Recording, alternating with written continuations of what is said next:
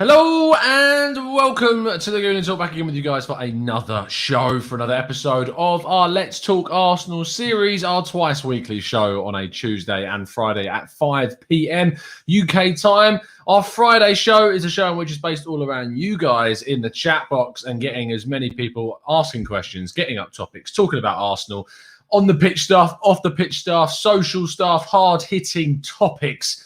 That is what we're about to talk about today. And we're going to get a little bit real about the Europa League as well, which, of course, we recovered from our near miss. I say near miss result last night against Olympiacos, but we got through, even though we lost the game, of course. And unlike our other North London rivals, that is. And we will face Slavia Prague. And should we beat the Czech team, then we will go on to play one of Unai Emery's Villarreal, or another team that have completely slipped my mind. Dinamo Zagreb, of course, who knocked Spurs out of the tournament. So let's crack on today's show. If you've got a topic that you would like us to discuss, answering questions, make sure you start throwing them into the chat box. We're going to kick off by talking about the Europa League.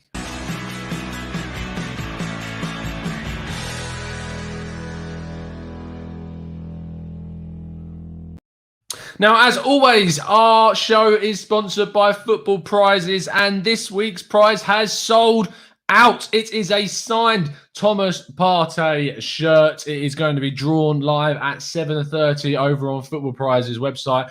I've got tickets in this one. I can't ignore the chance to win a Thomas Partey shirt, so I've bought a few tickets, and fingers crossed I might be able to get it. But I wish the best of luck, of course, as always, to you guys if you have bought it. And halfway through the show, I will be revealing which one of our expert members and TGT ambassadors have won a free entry into the prize draw. So we are looking forward to showing you and telling you who has won that ticket. But without further ado, let's carry on with the show and talk about the Europa League.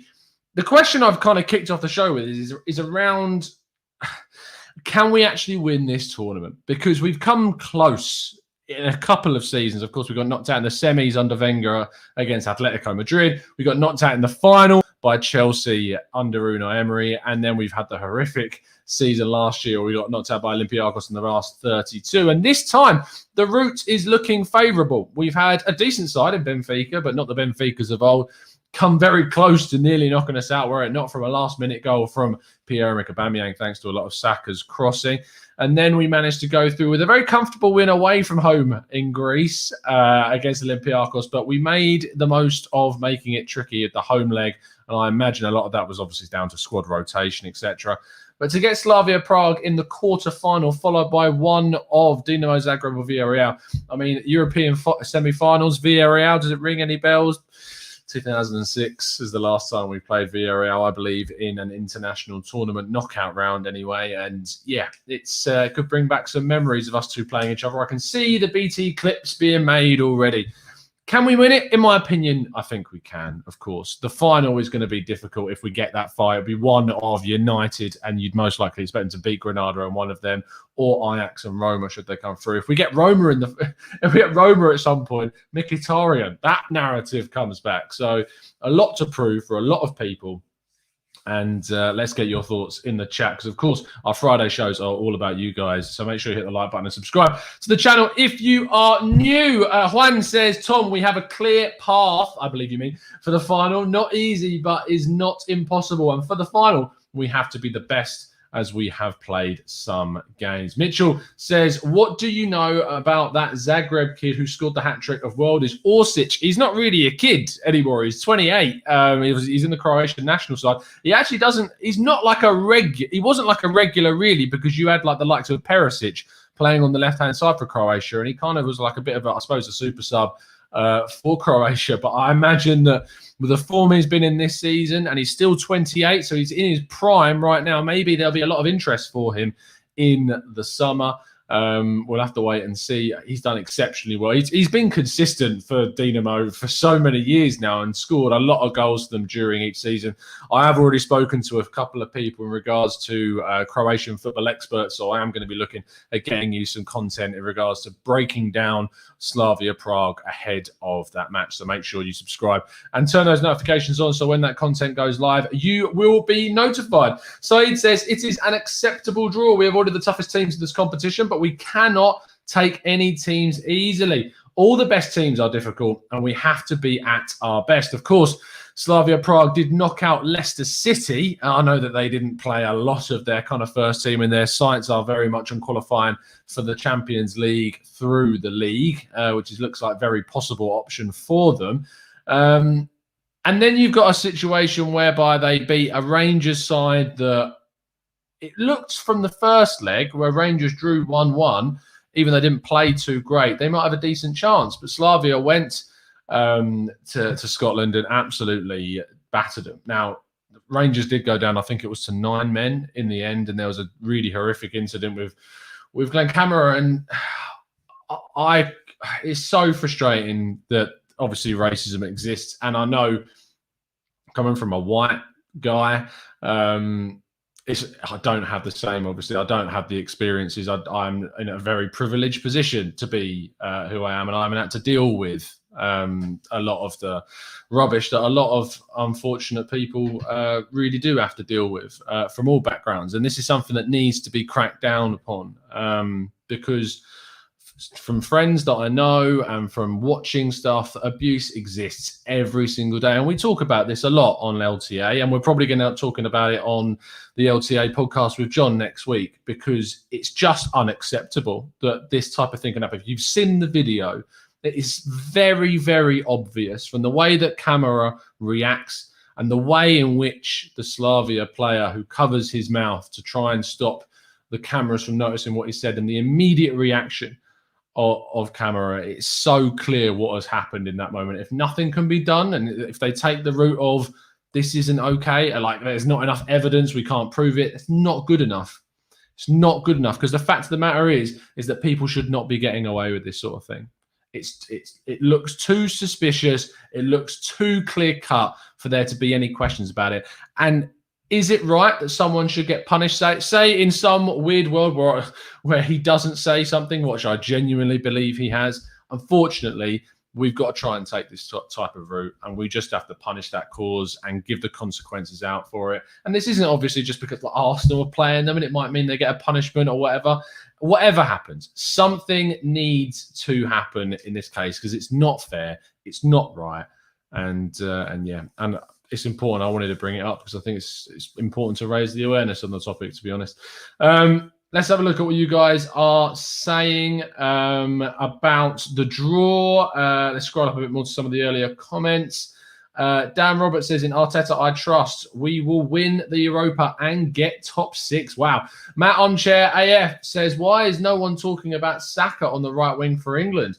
We have lots of senior options on the left wing, such as Rashford and Sterling. But is it only really Saka and Sancho that can play on the right for their club? Arguably, it will be between those two. Sancho is currently out injured at the moment, so Saka has a really, really good chance. Colin says, of course we can in regards to winning the Europa League. Not going to be easy, but you have to be in it to win it. Good evening, everyone. Marvin says, I wish, but if we play against United in the final, I can't see us winning. Michael Velasquez says, as long as we are in the Europa League, we have a chance of winning it. But I'm concerned if we if we play like we did yesterday, then we won't get far. If we play against Slavia Prague like we did yesterday, we're gone.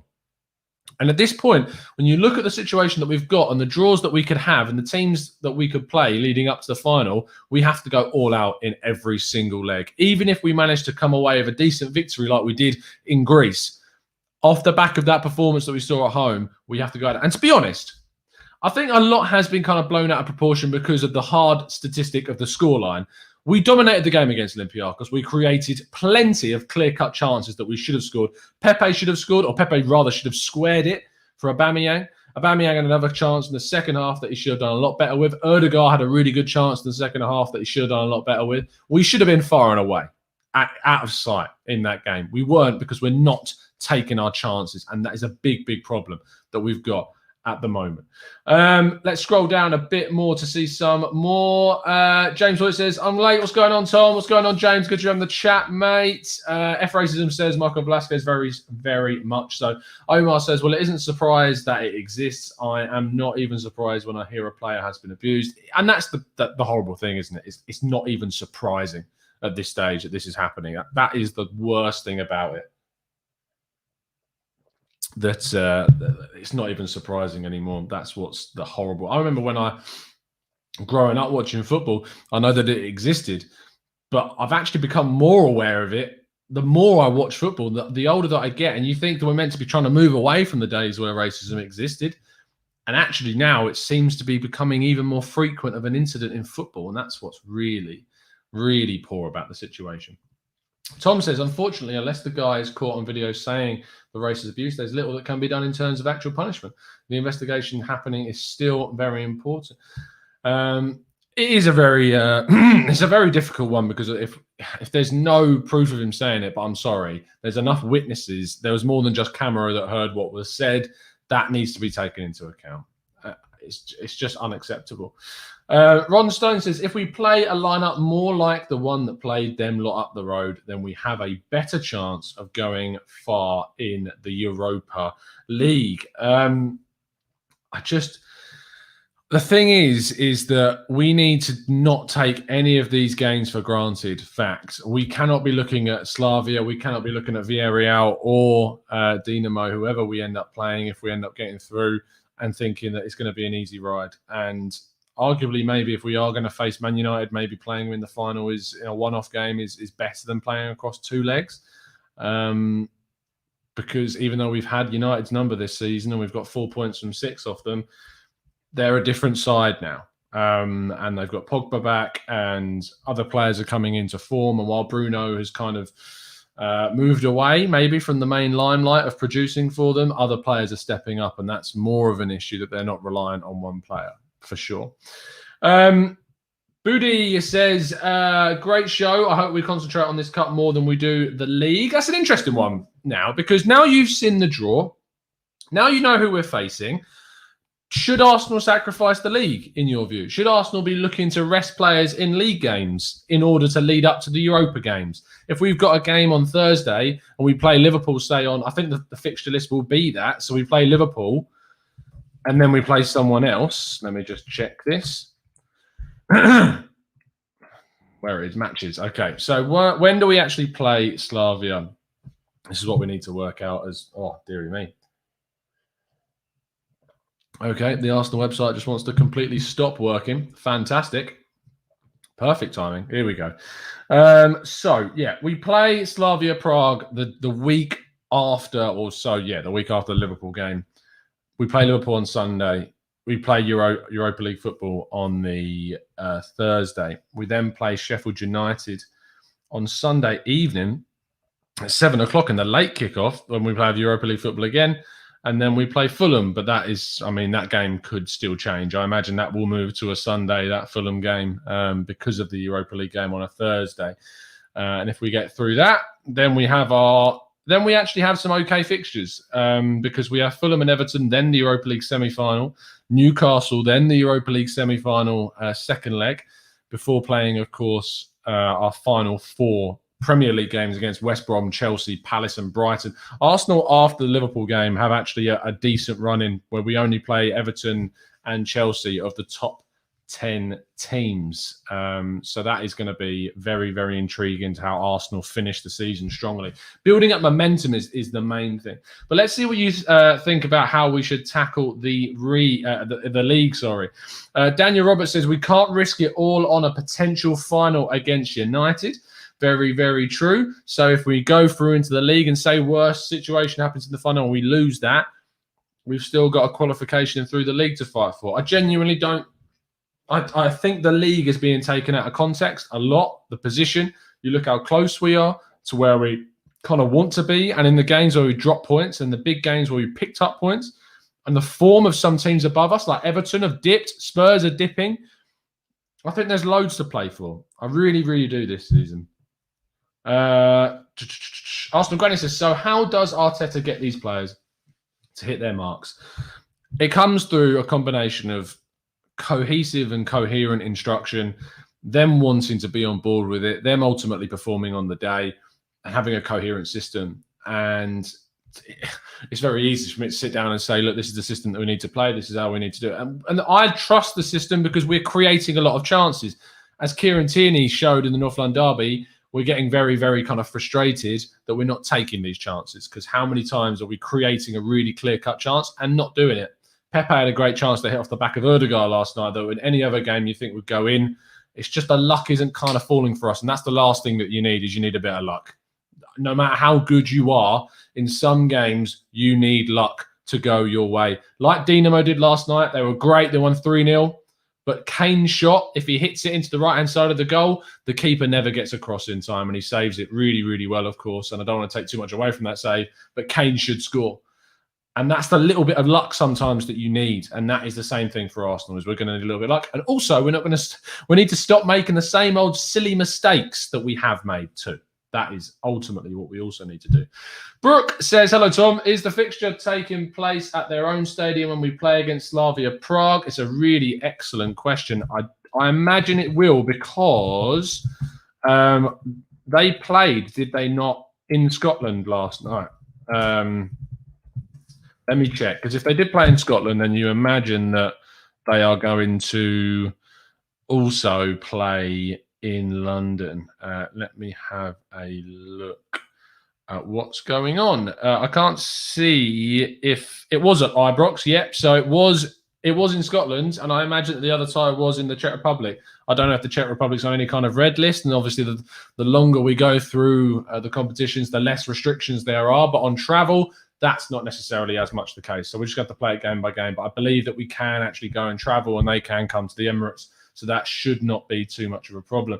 Sanyik says, very possible we can win it, just like last year's FA Cup. We have shown to be a very good cup side of late, and getting through knockout rounds is something that we are quite successful at. Richard Banks says, rotation is definitely needed, and Arteta is happy giving everyone a game. Hopefully Martinelli will get some starts now after his performance last night. He came on and he was full of energy, and he gave you exactly what you kind of expect from a Martinelli performance, and that's what we want to see. Yo-Yo says, Emery in his first season played it the right way, but was let down by individual mistakes the last two home games. Yo-Yo, I disagree with you. Emery didn't play it in the right way, because Arsenal had the chance of getting Champions League football through the league, and we decided to rest against Crystal Palace and Brighton. We didn't need to do that.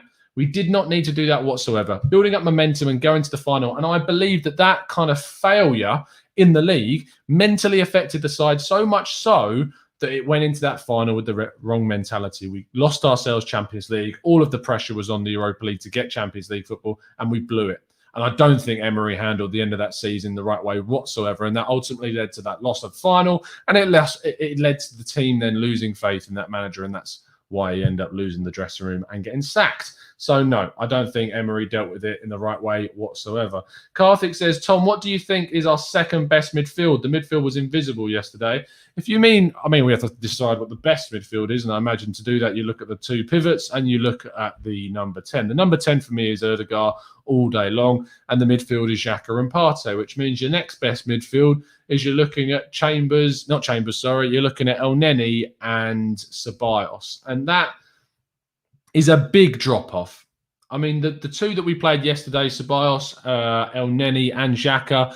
Elneny is just a really negative footballer. I know that he scored a great goal away in Greece. I get it. He scored a really good goal. But I'm sorry, he isn't an Arsenal standard player. He's great for the dressing room. Everyone gets on with him. Fair play. But he's not good enough to be an Arsenal regular. And the drop-off from him to what's next, or rather what's above him, is big. Really, really big. And I can't get my head around the amount of people that would rather see Elneny play than Xhaka. It doesn't make any sense for me because of what Xhaka gives you on the pitch. And I didn't think Xhaka had a good game yesterday. I didn't think he was good at all. But I think that Partey being next to Xhaka gives you a lot more than it does from Partey next to Elneny. Juan says, Sam, I agree. B team should be enough to get results in the league. You'd be surprised based on that performance yesterday. Sahil says, Tom, Ajax or Roma, who would you prefer? Obviously, one of them we'd hope to beat Manchester United. I think I'd rather play against Ajax of the two because it would avoid the added motivation of Mkhitaryan, I think. So I think I'd rather Ajax over Roma, to be honest. Colin says, momentum will be key, in my opinion, and getting wins in the league will only build confidence for the Europa. Broken says, I actually think Emery's downfall was actually due to us losing all of our leaders in the first summer, like Cech, Lichtsteiner, Ramsey, Koscielny, and Monreal. Yeah, but I don't think they necessarily are out-and-out really strong leaders, because Arsenal have notoriously lacked leaders over the last decade. And that is something that Arteta has addressed. And that's something that Emery should have addressed as well. It's down to the coaches to identify players and to create leaders in the team. And this is the Emery that wanted 5 captains and gave one of them to players like Hector Bellerin and Mesut Ozil. And they aren't leaders for me on the pitch. So I don't think you can put it down to that. Mr. Joe Kerr says, I'm concerned that we would get a semi against Unai Emery. He is not a great manager, as we know firsthand, but he knows one tune, and that's the Europa League football. He has maybe one Europa loss, and that was with us. Yeah, I don't know how Villarreal have actually got on in the Europa League this season. Let me just get up their record this season. I know that in the league they have dropped off. And that has been a pretty much kind of akin to Villarreal, to Unai Emery's, that towards the end of seasons, his teams drop off. So let's have a look at how Villarreal got on this season. Their record in the Europa League, they haven't lost a single game. They beat Sivasspor twice. They beat Maccabi Tel Aviv, and they drew against them, and they beat Karabag. They then beat Red Bull Salzburg, obviously a very decent side, as I know very well, 4-1 on aggregate. They then beat Dinamo Kiev twice, 2-0. And in La Liga, over the last few games, they did beat Eibar, but they lost to Valencia. That's not a really good loss at all, losing to this Valencia side at the moment. They lost to Atletico Madrid. They lost to they drew against Athletic Club. They lost to Real Betis. They drew against Elche. They drew against Sociedad. They drew against Huesca. They drew against Granada. They have one win in their last 1, 2, 3, 4, 5, 6, 7, 8, 9 league games. They have one win. So their form in Europa is strong, as you would expect from an Unai Emery team. But in the league and in La Liga, it has dropped off significantly. In fact, in their last 1, 2, 3, 4, 5, 6, 7, 8, 9, 10, 11, 12, 13, 14, 15, 16, 17, 18 games in La Liga, they have 4 wins, which is incredibly low. Is that relevant? Because it's Europa League football and they do very well, rather Unai Emery does very well. I don't know. They have a decent team. They've got a couple of ex-Arsenal players, or definitely have one ex-Arsenal player in terms of Francis Coquelin, who we know obviously very, very well. They've got a very good striker in Gerard Moreno, 28-year-old Spanish international, Nigerian youngster. I say youngster, he's 21, but Samuel Chukwueze, although he doesn't get into the lineup too much, but he's someone with a lot of potential. Paco Alcácer,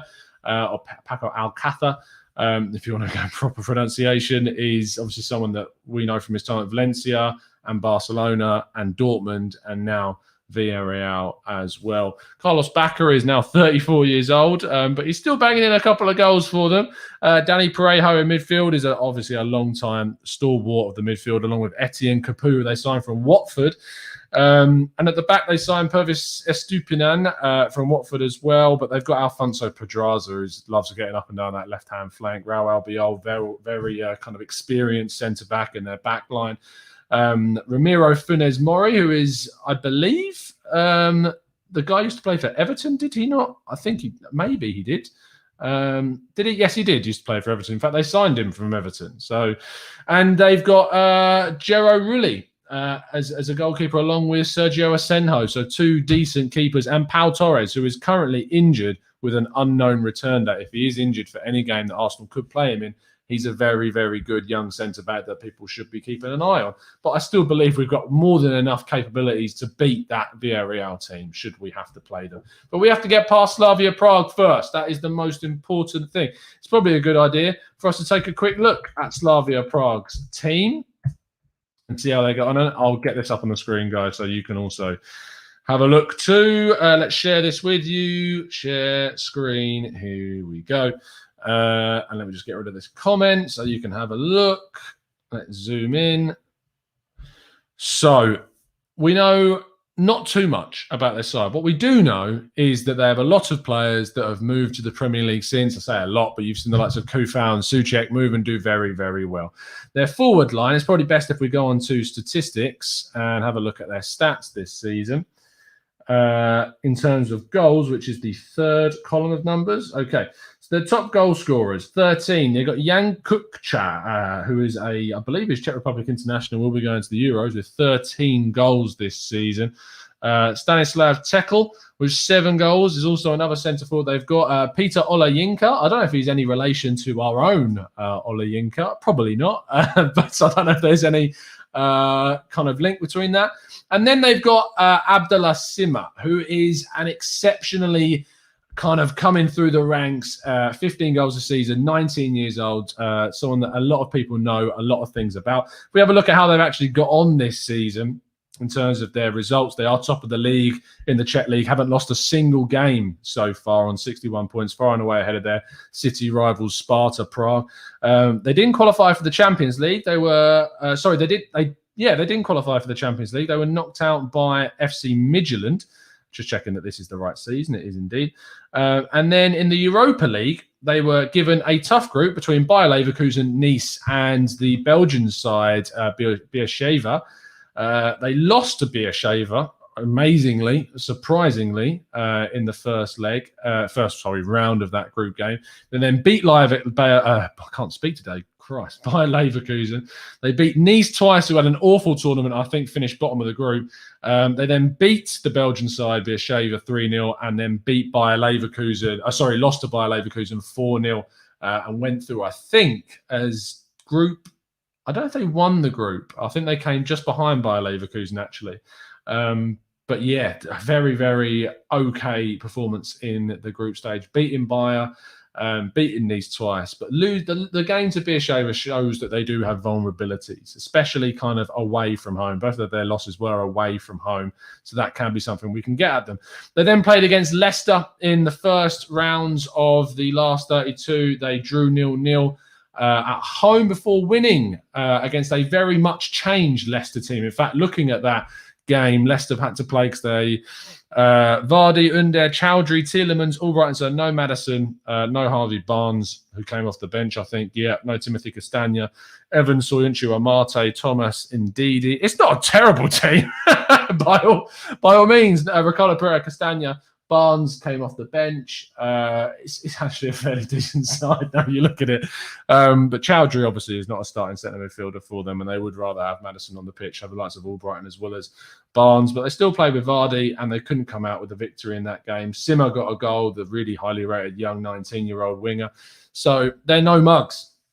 That is for sure. And then in the knockout against Rangers, they drew 1-1 at home. So drawing again, both of the first legs at home they have drawn, and then won the away leg 2-0. And that will show that we cannot look at this team as something that, if we get the job done away from home and go to the Emirates, they are still a really big threat and something that we need to really worry about. Matthew Hudson says, we have been poor at home, but I didn't think that we would have looked so terrible yesterday. The home leg is a big worry for me in terms of success in the Europa. And says the standard of La Liga is so poor this year.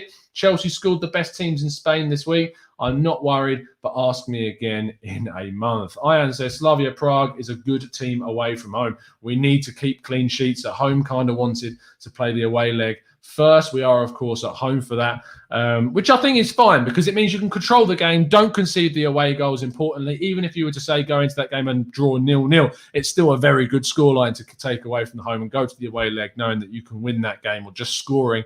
If you score from that game at all, it's a really big plus for them. And actually, you think about the away leg being second, say if it went and it was horrible into extra time, away goals count for Arsenal in extra time. So that is something that you can certainly look at. Now, that does bring us to the halfway point of course, the show so far, which means I am going to do the draw for which one of our members is going to win. I'm definitely going to show you on the screen this week. Let me just go into the Discord server to check how many applicants we have for this week's prize. We have 25 players in this week's competition to get the free entry into the signed Thomas Partey shirt, courtesy of Football Prizes. So let's type in 25. I'm going to click the button 5 times, and whoever I land on the 5th time, so let me check that you can definitely see this. You can.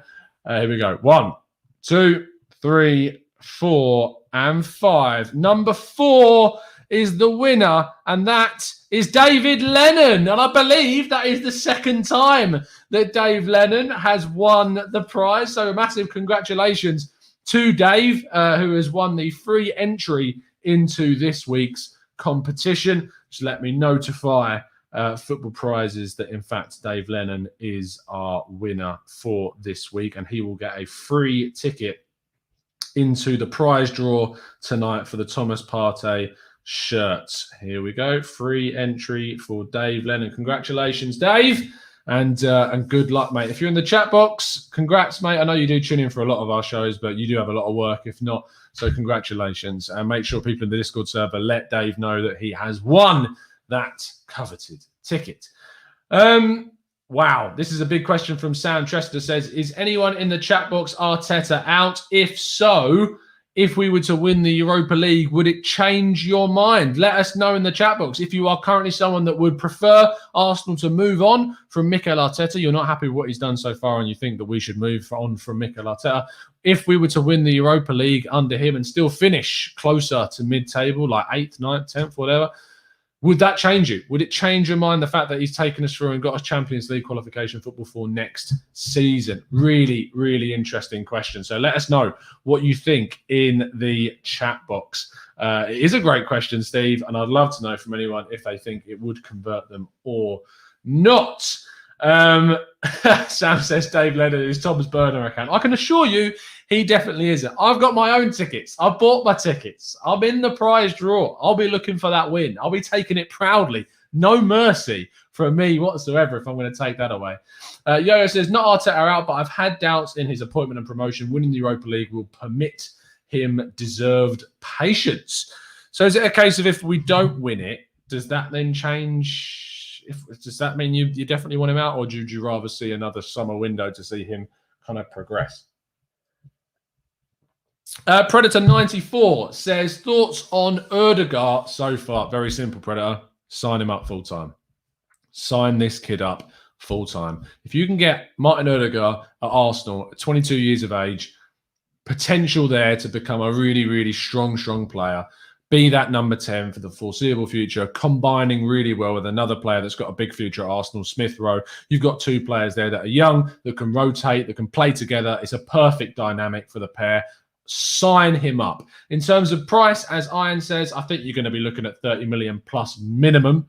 I think the Odegaard still has a significant contract at Real Madrid. Let me just have a quick check of when his contract runs out. His contract runs out in 2021. It's sorry, no, I'm looking at the wrong thing. 2023 is when it runs out at Real Madrid. So he has 2 years left on his deal at the conclusion of this season. Real Madrid are going to be in a rebuilding process. An Odegaard type player is ironically a very good player to have for a rebuilding process. Someone that is young, that can give you a lot. If he wants to leave, he should push for it. He's not at the best of times at Real Madrid. He's unsettled at Real Madrid. He's spoken very highly of his time at Arsenal. He's even kind of, left the door open for a move to Arsenal by talking about the club in very, very high standing and how happy he is, how at home he feels, and how stable he is. It's something that Arsenal should look at. And that's certainly what we need to do. But if his contract runs out in 2023, which it does, that is going to be a really, really important factor in getting this deal done. Vivek says, what do you think of Tottenham? Shit. I'm sorry, I swore, but I can't not. What do you think of shit? Tell me, chatbots. I'm not meant to swear, but you can't not. You've asked me the question. Kids, I'm sorry if you watch it. Luigi says, Luigi, you're new to the chat. Great name, son. I hope there's Italian background there. Arteta in all day long. Huge potential as a coach. And see, we are going in the right direction. 100%, mate. Tom says, Madrid We'll need to sell players to get an Haaland or Mbappe as they want. Let's get Martin done. How much is a maximum that you would pay for Odegaard? If you're talking money, let me know in the chat box. What are you feeling about that? What's the maximum amount of money you would be willing to see Arsenal spend on Martin Odegaard? For me, I'm not sure if I'd go much higher than, say, 40, considering we've got a lot of other areas of the pitch that I'd like Arsenal to really focus on. I think 40 is probably the maximum of where I'm at. Blaze says 35 to 40. Dan says 40 million. Saeed says 40 million. Thibaut says 40 million. Richard says 40 million. Slavomir says only 30. Ibrahim says 45. Juan says 40 million plus add-ons.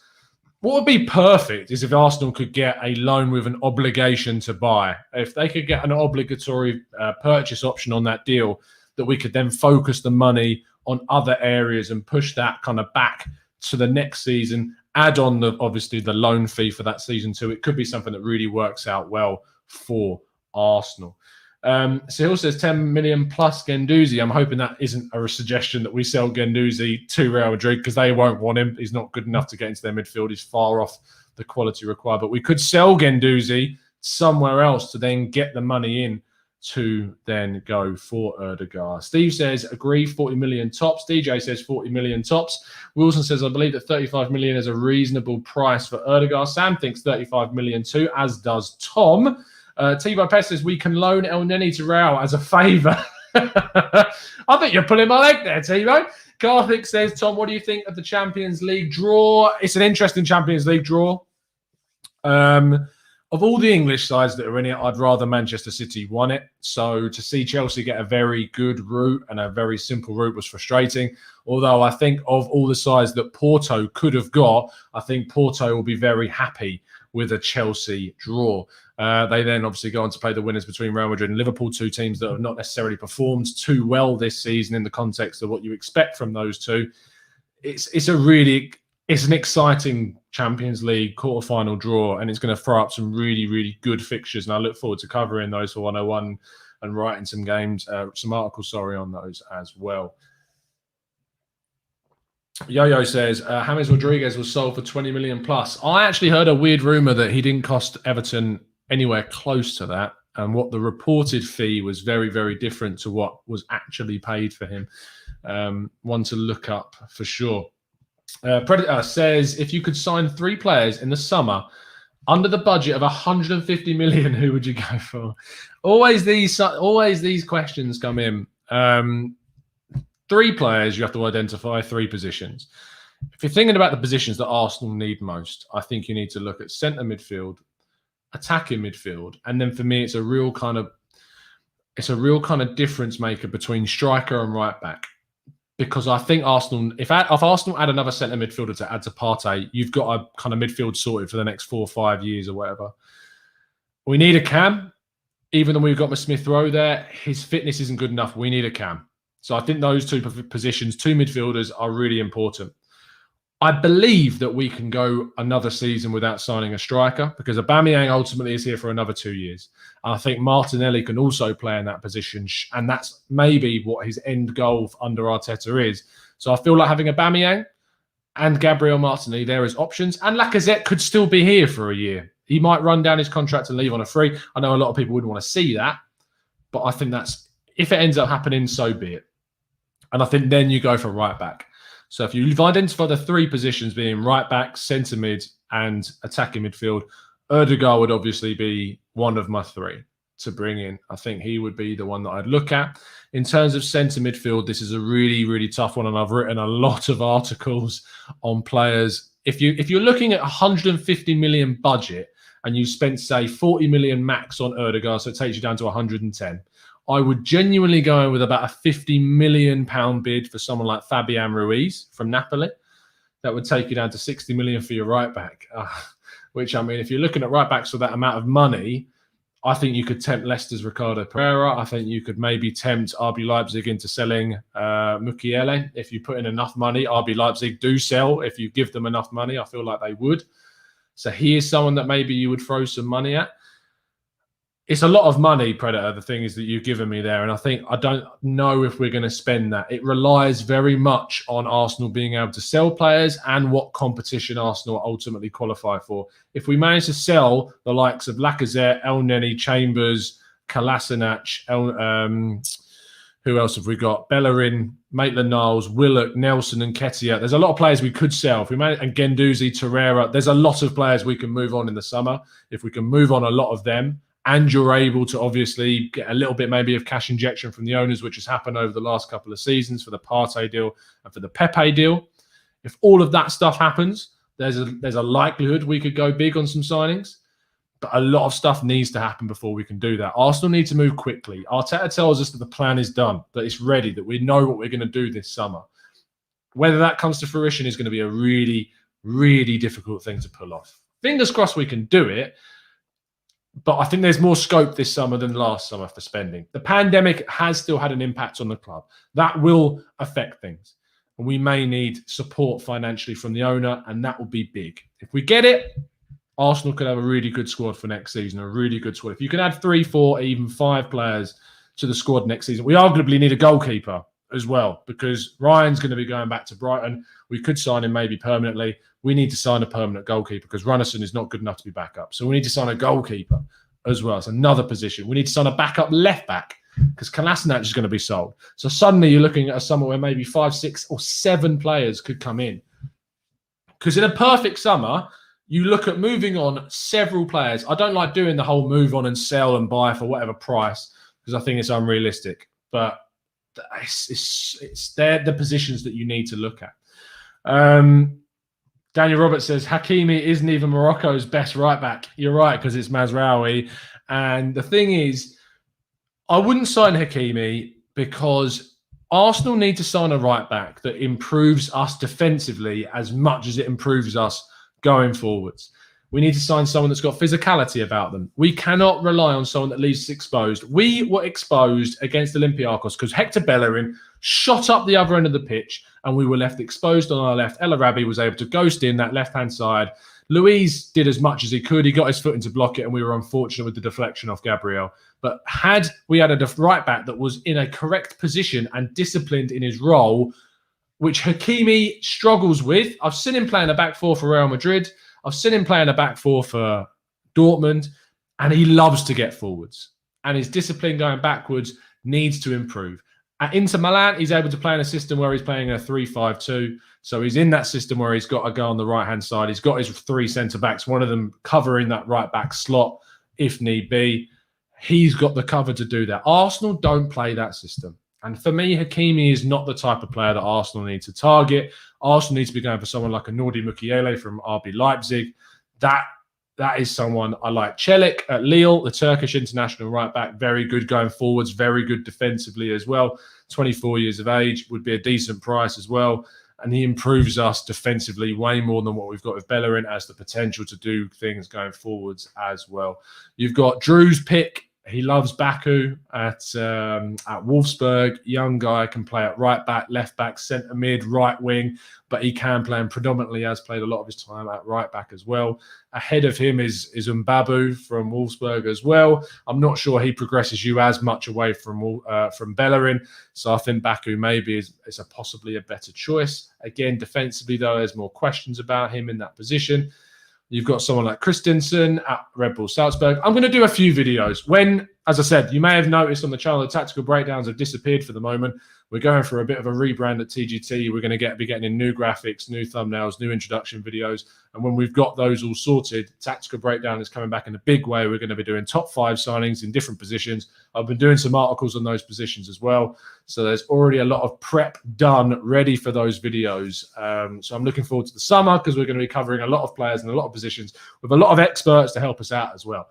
So make sure you subscribe to the channel to get all that content when it comes through. Vignesh says, hi, Tom. I know it's a bit off topic. Would a midfield pairing of Kesse and Partey work? Short answer, Vignesh, is yes, 100%. I would love to see it. It's energetic. It's tough tackling. It's intelligent. It's a really good midfield pairing. It would cost a lot of money, but I would definitely go for it.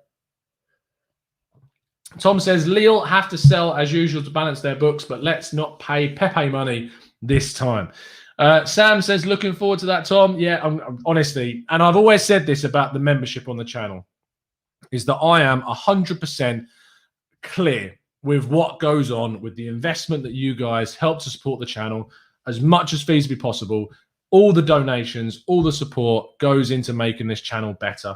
And we've invested heavily in this new graphic designer to rebrand the channel's intros, thumbnails, everything. It is going to be, it's going to look so slick, so smart. We've improved the hardware like this. Recently, literally had work done on the house to make sure we've got wide internet upstairs in here, which costs money. Microphone, professional podcasting microphone that now gets done. New laptop, the whole thing goes on. All that is helped out from the people that help to support the channel to make this as good as it feasibly can be. That's why I'm always very honest and clear about where people's donations go. And chat box, show the chat box our latest emoji as well. Investing in graphic designers to make fun things for you guys to use in the chat. There's more emojis coming, but show them who the latest emoji is in the chat. I know that Daniel Robert was absolutely buzzing when he saw the latest emoji in the chat box too. So it's there you go. Dan says Tom blows all the membership money on black shirts. It's my thing. I just love a black shirt, Dad. I can't help it. It's just who I am. I love a black shirt. And to be fair, all of them are patterned. They're not like plain. They're all patterned. There's always something on the back, but the front is always clean every single time. Swimming chickens emoji, says Timo Pesk. No, we're not going to be having swimming chickens emojis. Deary me. We've got one mascot for the show, and it's the flying fish, and you need to get used to it. It's as simple as that. Oh, thank you, Sam. You're an absolute legend, mate. Speaking of, I haven't done this in a while. Smash the like button. Thank you, Sam. You're an absolute legend, mate. Really appreciate your support. Omar says, Tom, why do you think our stormers have been so wasted? Do you mean strikers, Omar? I think you mean strikers. So I assume you mean strikers, mate. Yeah. I genuinely, I have no idea. It's not even something you can put on Arteta now, because the start of the season, Arteta's system wasn't working. We didn't have a number 10. We weren't creating any chances. We didn't look like scoring. And even when we did look like scoring, nada, nothing. Like we weren't taking those chances. Second half of the season, we have had number 10s. We've had Smith Rowe come in. We have had Odegaard come in. We've created loads of chances. Arteta's system is apparent now. I can see it. I know what he wants from this team. He wants a team that's got slick pass and use the wide areas, get the cutbacks into the box, low-driven passes, get on the end of those shots. Cut inside, outside the box, take a couple of pot shots from outside is also part of that system. We've moved away from the constant crossing, and we're now playing the system that Arteta wants because we've got the personnel to do it. And that's what's most key about this team. We progressed the ball from the midfield really well with Xhaka and Partey's passing and the way that Partey dribbles the ball. We use our fullbacks like Tierney to overlap on the left-hand side, Bellerin or Cedric on the right-hand side, overlap, get those crosses in as well. The system is clear for me. I can see it. The issue is when we create these chances, we are not taking them. And we have players that do it. Aubameyang is a world-class striker and has shown that from his time at Arsenal and Dortmund. He should be taking these chances. Whatever it is, whatever your issue is with Arteta, you cannot blame the lack of finishing on him. Because Aubameyang, Pepe, Lacazette have all missed huge chances this season, massive chances. And the difference between now and the end of the season, the difference must be is that our players need to take those chances. That is the issue that we are facing, and that is what it is. Omar is being absolutely ripped apart in the chat box. Deary me. Deary me. Yayit says, you haven't even faced a challenge. Olympiacos beat yous. Yeah, and ironically, that could be a really good thing. That could be a really, really good thing that they did, because it might turn around and buck our ideas up. Because what the worst thing that could have happened is Arsenal coasted through that second leg, didn't really put in a great performance, but they would have won it. We did enough to win the game with the amount of chances we created, and we should have done. But that is going to be a wake-up call. It could be a blessing in disguise. It could be a turning point. It could get these kids' heads screwed on properly. So whilst opposition fans may look at that Olympiacos game and go, you know what, you didn't even beat Olympiacos. The issue is what you should be worried about is that Arsenal usually need a bit of a wake-up call. Arsenal in games sometimes need to concede before they wake up.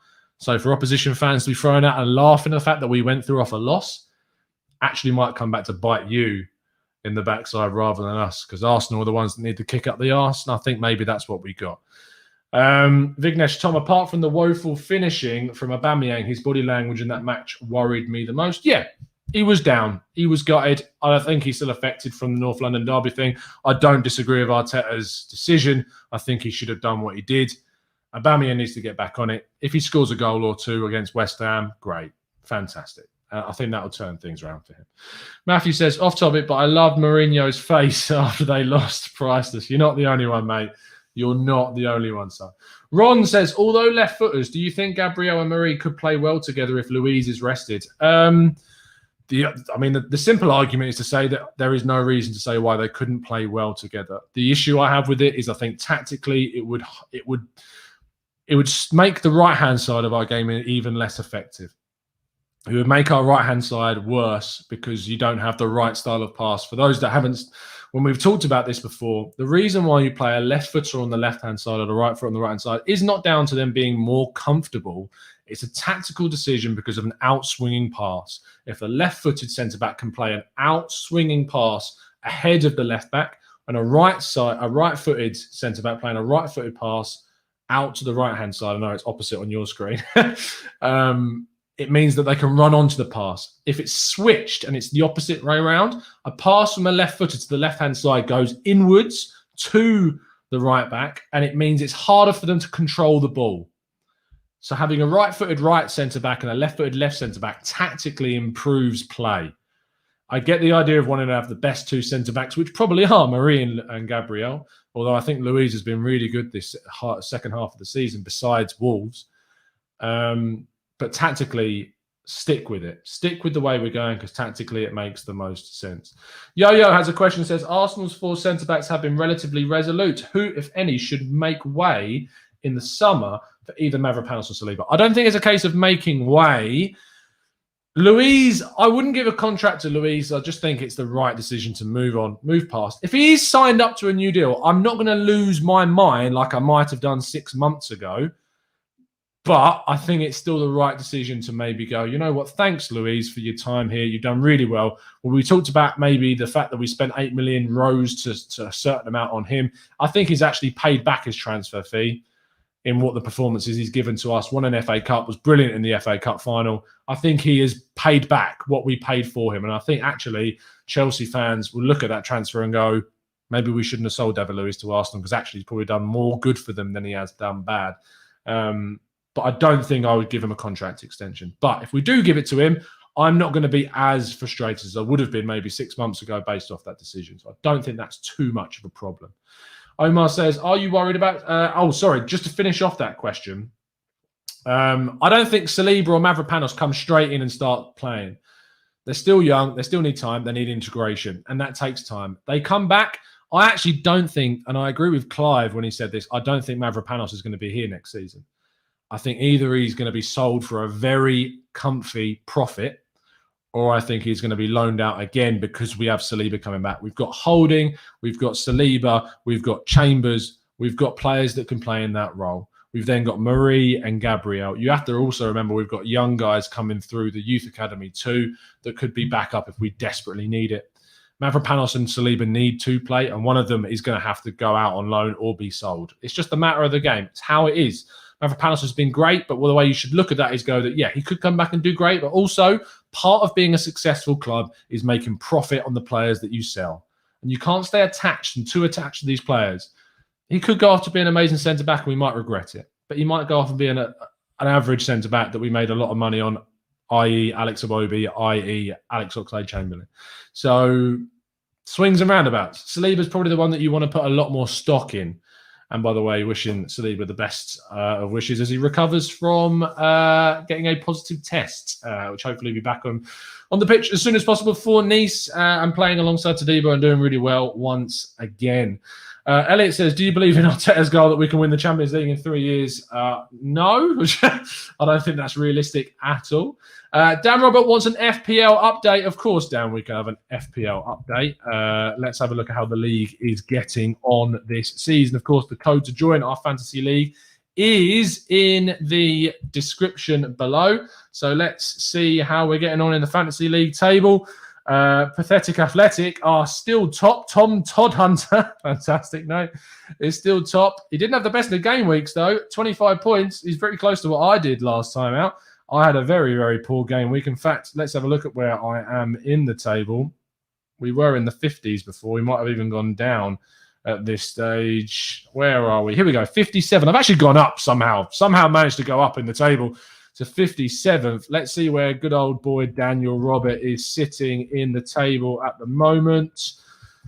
Daniel Robert, here we go. 30th. Wow, he's up to 30. And when we have a massive 250 odd players in our game, fair play, Dan. You're doing exceptional this season. 78 points.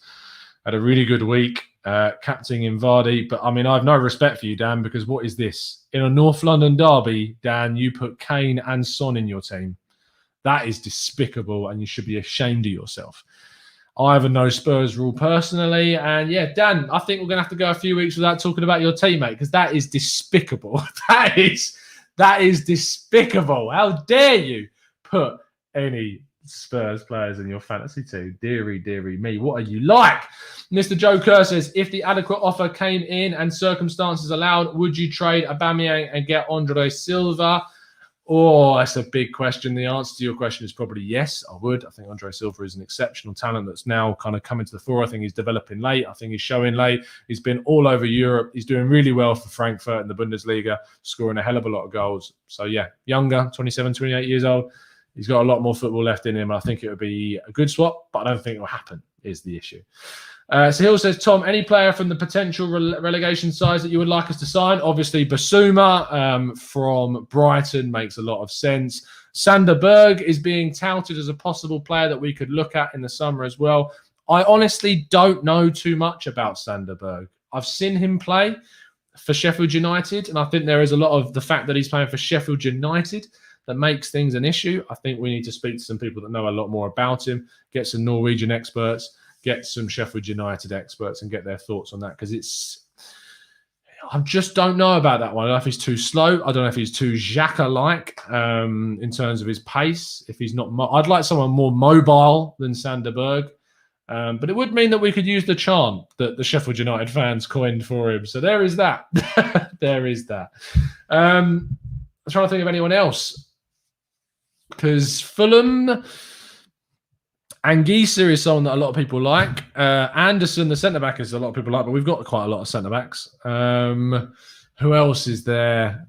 Newcastle, I wouldn't really take anyone. I wouldn't take Alan Saint-Maximin. I know a lot of people like him, but no, I'm not a fan of the guy, to be honest, personally. So, yeah. Omar says, thanks for skipping my question, Tom. I'm sorry, Omar. Did I miss your question? Did I miss your question? He says, are you worried about a lack of squad depth? Sorry, yeah, I did say that, didn't I? We saw last night that once Arteta changes up the team, we look like a bunch of clowns that have never played football. Yeah, I am. I am worried about the squad depth. I am worried about that. But that comes with rotation. I think it's not even necessarily squad depth. It's if you don't rotate enough, if you don't give players enough opportunity to get regular game time, when they do come into the team, it just drops off. And we had too much of a drop-off in key areas. We lost Cedric at right back for Bellerin, who was really poor. We lost Partey in midfield for El Neni, who was very poor. Granit Xhaka was then poor because he needs a Partey next to him to play a lot better. We lost, I think, an Odegaard element. Sabas playing at 10 is just nowhere near as good as Odegaard, and we lost a lot from that. Aubameyang was off the pace. Pepe really kind of struggled with his final ball, final touch, final run. It wasn't good. It really, really wasn't good. Tom says Saint-Maximin is way too inconsistent and has frequent attitude issues and injury problems. So, yeah, I wouldn't be going for him at all. Joe Willock is pretty decent, says Dan. Yeah, again, I think it's great that he's having a good loan spell. Go off, get us some money. Get us some really good money in. Jamal Lewis as left-back backup, says Gary Hardy. Maybe that might be a good shout, to be fair. And Azaz says, which backup left-back would you sign? That's not actually one. I haven't covered that yet for 101. It's not a position I've looked at. Maybe I need to start having a look at backup left-backs for Arsenal to look at. Who would I get? I like Pedraza at Villarreal as a possible backup left-back. Who else is good? Jamal Lewis is not a bad shout, to be fair. And maybe there's some people in the chat box can throw up some possible options as a left back goes. Who's RB Leipzig's Haustenberg? RB Leipzig is a very decent player, German international. Would he want to come to Arsenal and not play? No. So why would he move? Yeah, it's a really tricky one because you got to think Junior Firpo at Barcelona is the one that some people have said we should go for, but I'm not sure why he would want to come to Arsenal and play backup. Brazilian left back in Portugal, is it Nunez? Not Nunez. What's his name? Mendes at Benfica. I think maybe the one you're thinking of. Grimaldo has been shouted, but I don't know why Grimaldo would leave to be backup either. Bertrand, Jordan and Mavi, says Simon, as a possible. Vindal is not a bad shout from Jamie Vardy from, of course, RZ. Vindal, yeah, very, very competent left back too.